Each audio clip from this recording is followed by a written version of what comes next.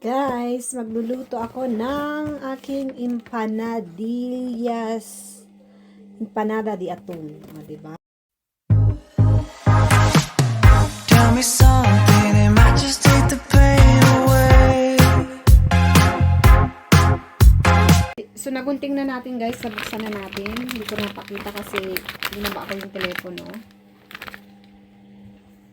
So, ito na nga at ilalagay ko na. Dahan-dahan lang para hindi tumalsik yung ating mantika.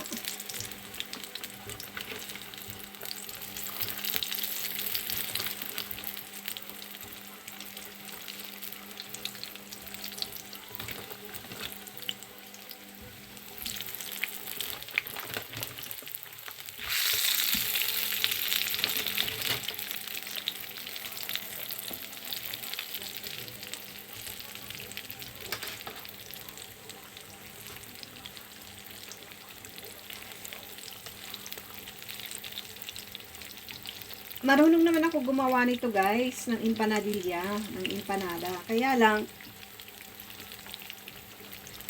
wala akong time ngayong December kasi super duper busy ako. Ang dami kong gawain, ang dami kong trabaho. Kaya,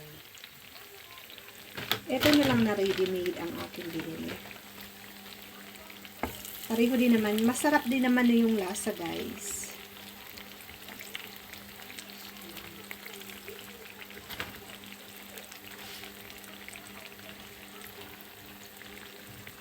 So, iwan ko muna, sandali, at manonood muna ako ng Rapid Tulpo.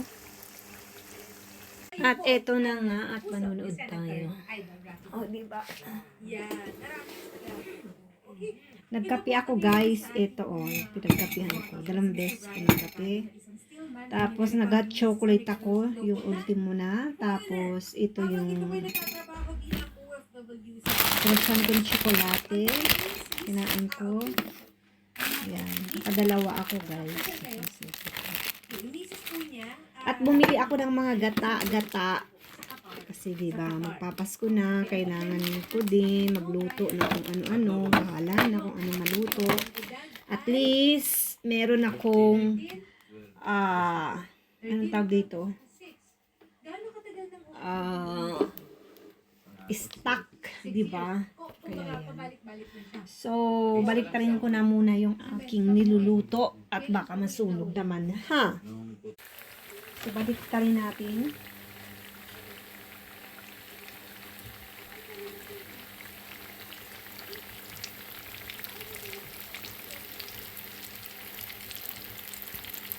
Ay, nako guys. Kapag gumawa ako dito, super duper sarap.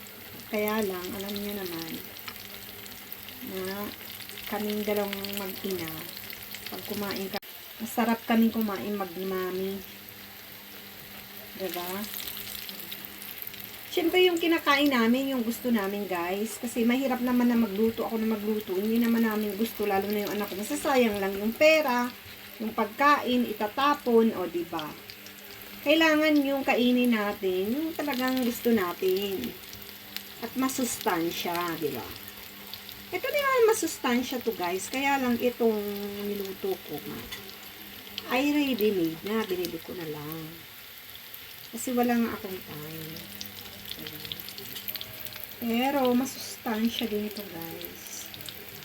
Diba? Lalo na yung mga ayaw kumain ng kanin. Dito na, magpika-pika tsaka isang banana. Diba? Isang mansanas. Okay na yun yung mga nagda-diet.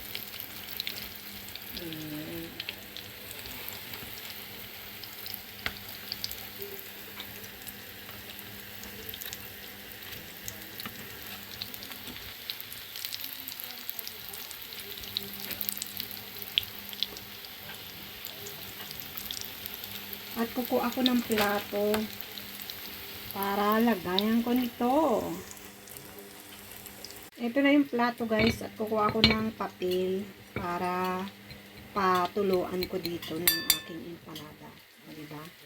Ano lang naman yung kasimple yung ating anik-anik ngayon.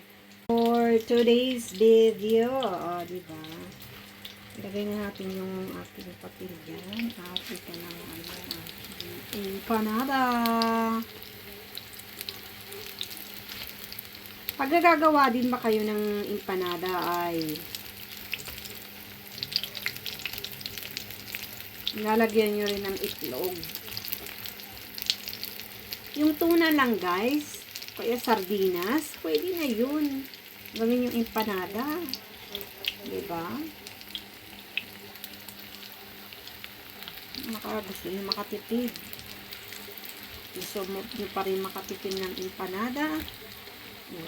Pwede na yung sardinas kung wala kayong tuna. Kasi alam nyo naman yung tuna sa Pilipinas, super duper mahal, diba?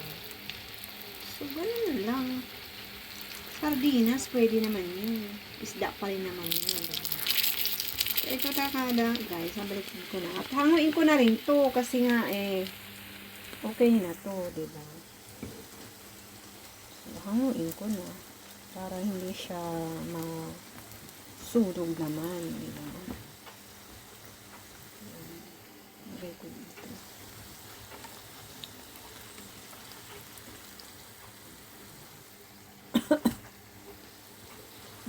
Grabing lamig kasi alam niyo naman winter na sa aming lugar, sa aming bansa dito sa Europa, o diba? Kaya yun.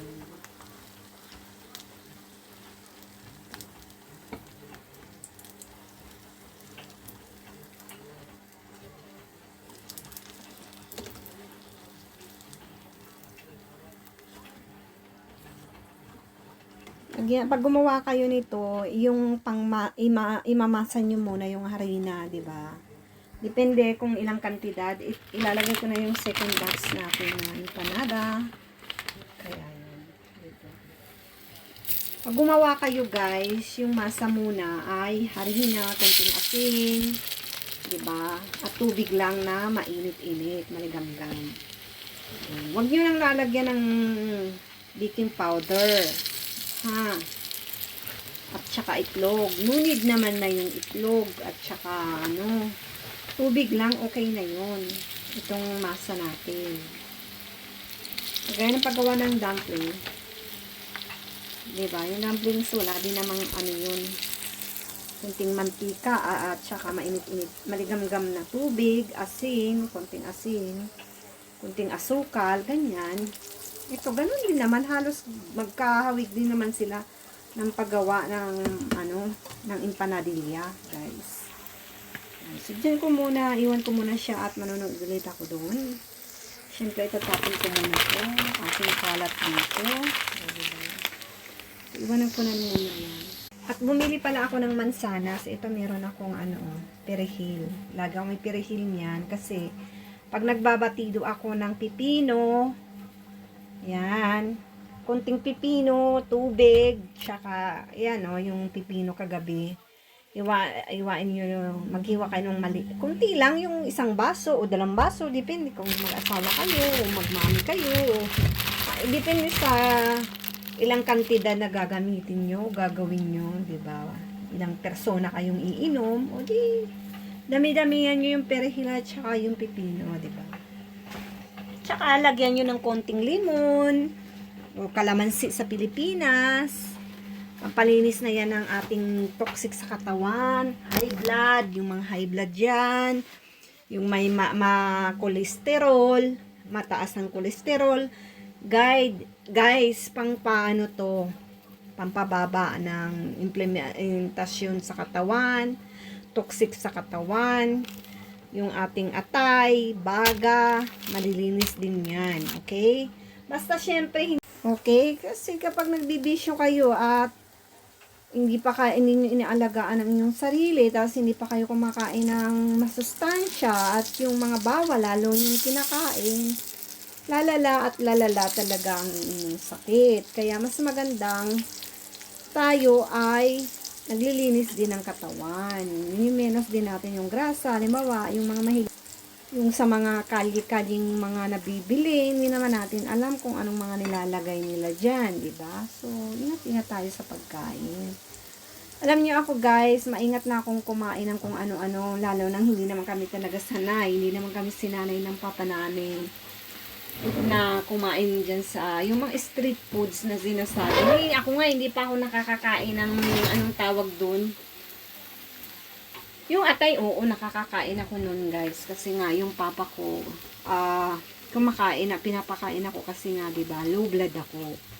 So, yan, pinapakain akong konti. Konti lang naman, hindi yung laging, kasi masama din sa katawan yung mga ganyan na pagkain, diba? Kunting serbesa, iinom kami, lalo na pag umuwi ako, galing ako ng abroad. So, ganun, ang bonding namin na mag-ama. Kaya yun, kaya namimiss ko ang papa ko, guys, kasi siya lang naman ang anong tawag doon? Lahat ng mga, alam nyo ba, no, lahat ng mga naliligaw sa akin, sa kanya ko kinukwento, nagbabanding kami, ganyan, kwento-kwentuhan, habang nagpapalipas, di ba, sa gabi, na, alam nyo, ang papa ko super duper madaldal. Pag alam ba, umuwi ako, nako guys, umagang kay ganda, mag-aalamusal kami, hanggang, abutin kami ng 12:00 tanghalian na nakaupo kami pag wala akong lakad. Kwentuhan lang kami ng kwentuhan. Tapos yung palad ko, kinukuha niya, guys. Tuwang-tuwa ang papa ko. Lagi niyang tinitingnan ng palad ko. Tuwang-tuwa siya sa palad ko. Naku, grabe. Ganun ko namimiss ang papa ko, guys. Super duper. Kaya ako masasabi ko sa inyo, kapag meron pa kayong tatay, nanay, mahalin nyo, makipag-bonding kayo, makipag-usap kayo, bigyan nyo sila ng quality time. Diba? Kaya yun.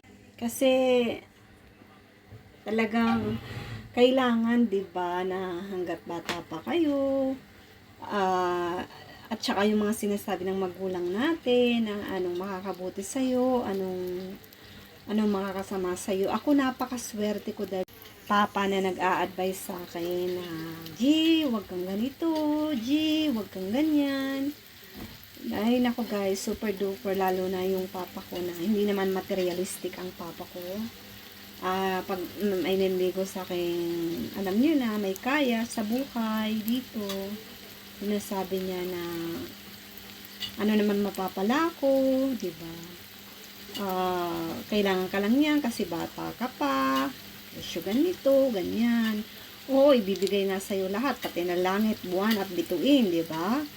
Pero balang araw anong mangyayari? Pwede kang palitan, pwede kang gawing basura, at yung mga binigay sa'yo, pwedeng bawiin. Lagi nga sinasabi ng papa ko, buntot mo, hilan mo. Kaya yun guys, kaya wag tayong manghangad ng yung anak ko kasi may naniligaw ng multimilyonaryo, ganyan. Sige na, ipasubo mo na yung anak mo. Hindi, yung papa ko guys, mag-advise sa akin ako, anak ko, napakaswerte mo dahil ganyan, may naniligaw sa'yo, pero makukuha mo naman yan sa magandang paraan. Meron kang paninindigan sa sarili, dignidad, di ba? At alam ko na masipag kang tao, di ba? Mabait kang bata, kaya makukuha mo pa, mas pa dyan makukuha mo. Alam niyo guys, yung payo ng papa ko, hindi ako nagdalawang isip. Nilayuan ko yung taong yun. Mas nag-enjoy ako sa sarili ko kasi ang sabi nga ng papa ko mas magandang sa puso galing kasi kapag puso ang pinairal niyo guys, kahit na hindi mayaman yung guy, kahit hindi super guwapo, tanggap mo, di ba? At mamahalin mo talaga siya ng totoo. Hindi ka magkakasala. Yun ang ibig sabihin. Kasi, imagine mo guys, magkagusto ka sa multimilyonaryo, di ba? Kung hindi ikaw ang nagbasura, ikaw ang magsasuffer. Alagaan mo siya, at least, kung mahal mo yun, aalagaan mo siya, panatag yung loob mo na aalagaan mo mabuti, di ba? Dahil mahal mo siya. Ganun lang naman yun, guys. Yun. Kaya, tayo pag may mga anak, huwag tayo masyado mag-ambisyon na ganito, ganyan, ganito. Diba? Ako, tingnan nyo, maraming oportunidad ang anak ko. Pero hindi ko ginagamit yung anak ko para kumita ako ng pera, maging mayaman ako, diba? Maging sikat yung anak ko. Hindi ko hinangad yun, guys.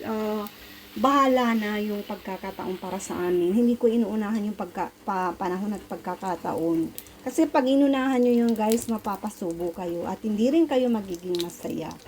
'Di ba? Mas maganda na yung ipanalangin mo lahat ng gusto mong mangyaring magaganda sa buhay mo. Bigyan ka ng guide ng Panginoon, 'di ba? Na imbis makagawa ka ng mali, sana maraming mabuti. Ilayo ka sa masasamang tao, sa masasamang loob, sa masasamang pagkakataon, 'di ba? Mas maganda na 'yun, guys. Magiging masaya ka. Alam mo, kahit na magkamali ka, at least wala kang naapakan na tao, ganun. Wala kang naapi, diba? Kundi nasaktan ka man, nangyari man yun sa'yo, diba? At least, ikaw lang yun. Hindi ka na nandamay ng iba, diba? Naman loko ka na ganito, ganyan. Ang hirap.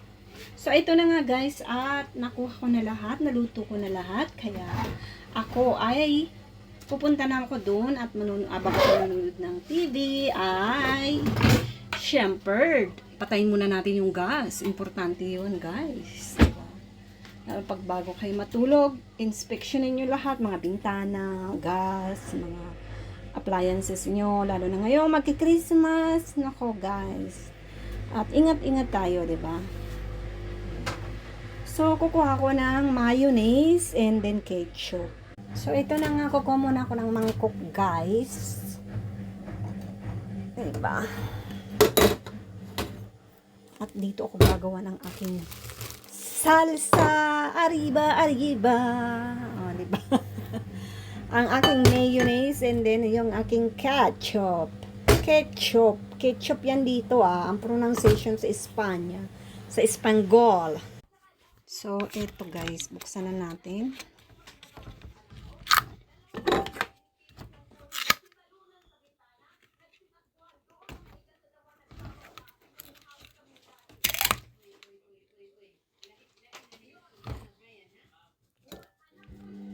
Ay! Ay.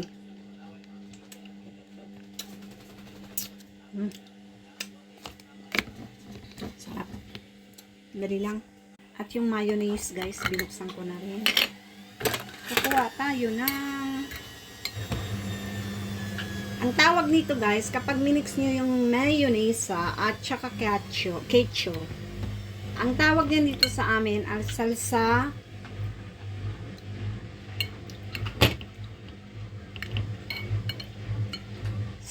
rosa. Kasi kulay rosa na siya. Ganun. Ang tawag namin dito. So, yan. And then, kakain na ako, guys. So, ito na nga. Ako sigurado ako madidismiss eh. Kulang na kulang eh. Siyempre, haluin natin, guys. Para naman ay Kalagayan ng mga bata. Alamin natin yung lasa ay talagang super duper masarap. nila nasaan At lagyan nyo ng asukal, guys, kung gusto nyo pang mas matamis. Diba? At saka sili, bahala na kayo. Pikante, diba? Tabasco, bahala na kayo. pinagtangkaan, nasaktan. Gayan, 6 years old. Tikman na natin. Yes po, meron po yan. Yung papa ko po, nakapunta po sa pulis doon. Night po. Sarap. Gawa mo akong pagluluko. Mainit Ano pa, grabe. pinaglaban mo dyan? Alam ko naman, yung papa mo, nandiyan sa'yo mapalik. Kasi anak ka. I-record po ba yung sa barangay, ma'am? Yung saan, dahil pa blatter ito na? Nire-record niyo sa barangay. May record po Ano ba? po sa kanila po kasi dinala niya yung pudataan yung bata doon. Kaya po, nag-chat po ako agad kay Papa. Alas 6 po na ng gabi yun. Wala na pong sasakyan. Sabi ko, puntahan niyo. Kasi sabi niya, last tingin ko na lang daw sa anak ko. Kasi hindi daw, magdamayan na daw lahat. Meron kang ano nito? Conversation Screenshot screenshot? po ako po. Yes po. Lahat po. Andito po. Okay, padala mo sa amin yan off air. Yes, sure po. Oo, para ano natin, Pati yung matutukan mga natin. proof na resibo po pa, pang-allowance ng asawa kong mabait. Andito pa rin po. Sir, ma-curious lang kami, yung regarding sa natin. May katotohanan din, sir. Ma'am, nung Casino po ito, nagpunta siya, ma'am. Sugal. Hindi, ma'am, ano lang ako, Harap. ano ba, yung nagpapalipas oras, ma'am. 100 naman, pero, Lipas oras. pero, Paano po yung sugal nito? yung sa online game, ma'am. Naku, nakaka-addict yan. Ay, hindi naman klaro ngayon. Kaya po nababali yan, inaaway ako pag di napadala ng pera. So, ganito. Ganito ha. I-refer natin ito sa City Social Welfare Development Office. At saka sa barangay. Masarap naman, Emily, guys, may kailan Tabasco. ka nga Wala pala kaming pwede Tabasco. umuwi dito? Matatapos na Kailangan ko pa po tapusin yung contract ko po. Kailan ang contract mo? By August po, pwede po ako uuwi. Next year. Kasi nga po yung, mag 1 year po yung bago kong position. Kasi ako na po yung supervisor ng company namin ngayon. Before po kasi, waitress Kasi, po ma'am, ako nagtatrabaho kasi- doon. So, tapos na po yung kontrata ko sana ngayong August. Okay. So, yun yung plano sana ako uuwi. Pero hindi ko po inasahan na pupunta pala siya dyan eh. Okay. Sige, so sa makatuwid, kung kakailanganin na makauwi ka dito, pwede rin naman. Kasi para Yes sa mga po, anak mo pwede ito po ha. naman po. Kasi Yes kung ang po. huli mong uwi, 2022 pa, medyo matagal na rin Yes talaga po. yun. Diba? Kasi po, every 2 years po kasi kami pwede umuwi eh. Based on contract po. Okay. Pero sa ngayon, Shari, ako ang naipapayo ko dito. Fine, gusto mong magkaso. Pero kasama din sa kasong yan, assessment.